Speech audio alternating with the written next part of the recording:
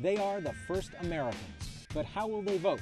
And what are the issues they face in this election year? From South Dakota to Nevada to Arizona, we'll hear from the Lakota, the Shoshone, and the Navajo. From Monument Valley in the heart of the Navajo Nation, I'm Avi Lewis, and this is Frontline USA.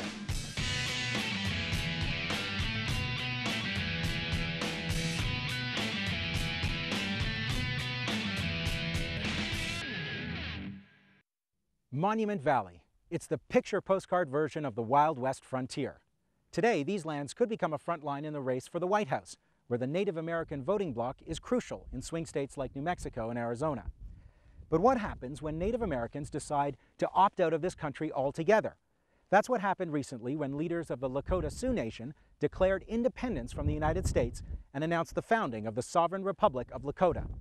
They say that their people's treaty relationship with the U.S. government has been a 150-year failure, and they point to some powerful statistics. Life expectancy among men, only 44 years. Infant mortality running at 5 times the national average.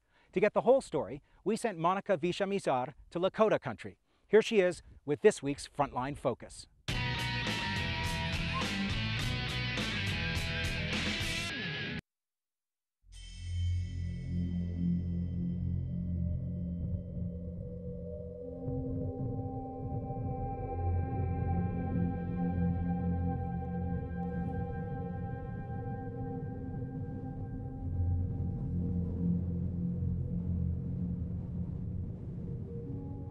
The Badlands of South Dakota.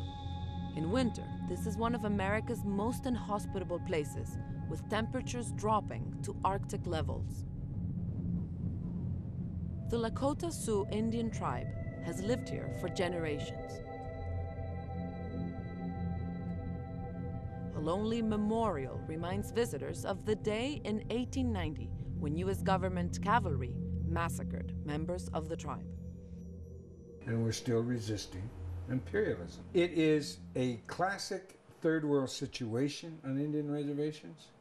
It's no different than the homelands of apartheid South Africa.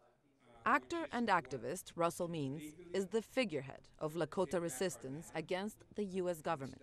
The United States of America is the role model for Palestine, the occupation of Palestine, the entire robbery of the natural resources of Palestine, for Iraq, which is another Indian reservation. He says the U.S. government has repeatedly broken its treaties. Russell Means may not represent everyone on the reservation, but many Lakota are listening to his call to break away from the U.S. and become a sovereign nation. The day-to-day problems on the Pine Ridge Reservation are many. It has one of the highest unemployment and infant mortality rates in the country. The average household income is just around $4,000 per year, and alcoholism is rampant. There ain't nothing better for us to do because there ain't no jobs down there in Pine Ridge. There ain't nothing down there, man.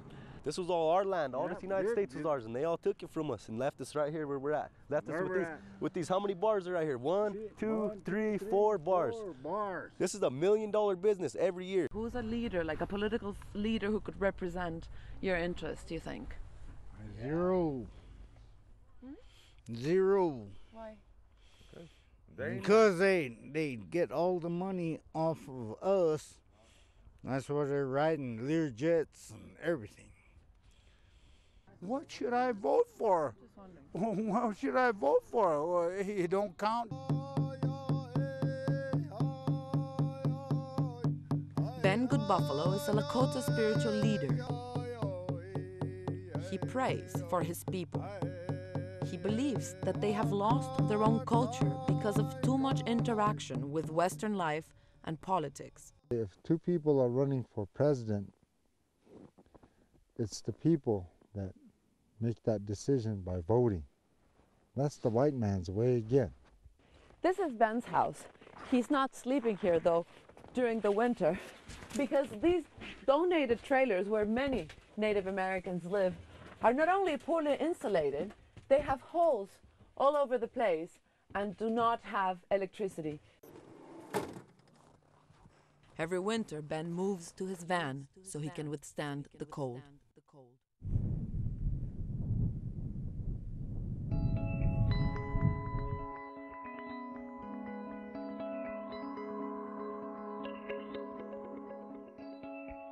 Many Native American reservations across the country have brought in money for infrastructure, schools, and housing through mining and casinos.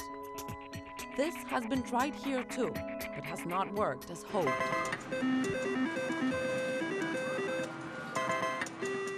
Originally, the Pine Ridge Casino was intended to bring tourism and customers from outside of the reservation, but actually today, 70% of the people who come here are Native American. Legendary warrior Chief Red Cloud fought with Crazy Horse against the U.S. military. His great-grandson, Chief Oliver Red Cloud, is a customer here. I had nothing else to do.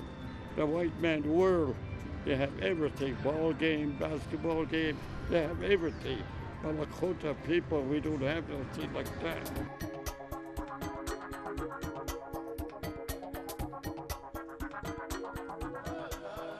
There is a renaissance of traditional Lakota culture in Pine Ridge, and perhaps a culture of resistance is also growing.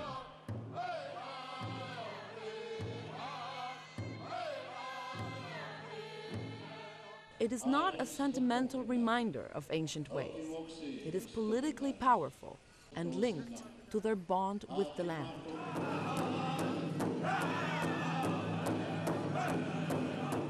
Although the native vote in Pine Ridge is crucial because it can determine whether the state of South Dakota swings towards Democrat or Republican, the question is whether Lakotas are willing to take part in a political system that has not met their needs.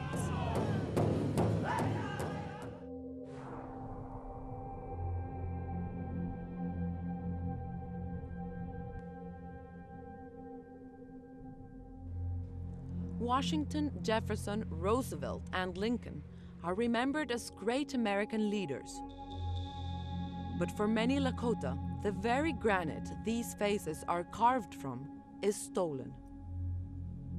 They believe these are sacred hills, and these presidents have no place here. We laugh at that shrine of hypocrisy. Why they call it the shrine of democracy. I think that's what they call it, I forget. But it's laughable. I think it's going to slide one day. Casinos and mining mean money, and that means power, at least for those native leaders who control the revenue.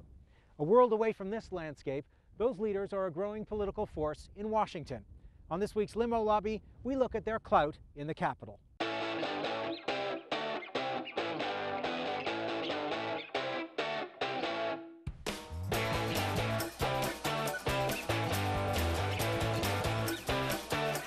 Deswood Tome is based in Washington, D.C. as the Director of Communications for the Navajo Nation. Dylan Long is a Navajo activist who studied in the Ivy Leagues, but took a very different route, returning to the reservation as an environmental campaigner. Back in the Navajo Nation, Deswood and Dylan are on opposite sides of a battle within the tribe over the construction of a huge coal plant. The $3 billion Desert Rock Project would be the third electricity generating plant in an area where the air quality is already bad and jobs are scarce. For the Navajo Nation, it's jobs, it's revenues. The plant is also expected to generate $50 million a year for the Navajo Nation government. But it won't provide any electricity to the 20,000 Navajo households now living without it. They take our coal, they dirty our place, and they're going to provide services to somebody else. The plant will also have a major impact on the environment. Sulfur, mercury, soot, and 12 million tons of carbon dioxide emissions a year. The battleground is the traditional Navajo territory in the desert, but the decisions will be made in Washington. Welcome to the Limo Lobby. We've lured you into this limo because here in Washington, D.C., deals about power plants and casinos, they go down in places like this. What is What do you think is wrong with the Desert Rock coal plant project? Our voices have been ignored this entire time, and a lot of the Desert Rock processes and decisions that are being made about the project happen outside our communities, and we're not informed. Well, I can respect Dylan's feelings about the Navajo grassroots not being involved, but the Navajo government, including President Joe Shirley, has gone to extensive efforts to apprise and keep Navajo people aware and involved. Dylan, are you satisfied with that? No, the only extent that the Navajo Nation has been involved with Desert Rock process and grassroots is when they go to our elders and exploit them for their land, bribing them out of their land territories. We certainly aren't bribing anybody. You're going to have to convince him, because this is where the accusation Yes. is. When an energy official or a tribal official comes to the house of an elder who does not know any type of English language, nonetheless understands a document that is given to them, and then for them to sign or fingerprint a document, that's what we call exploitation. Well, we're not aware of any of that going on.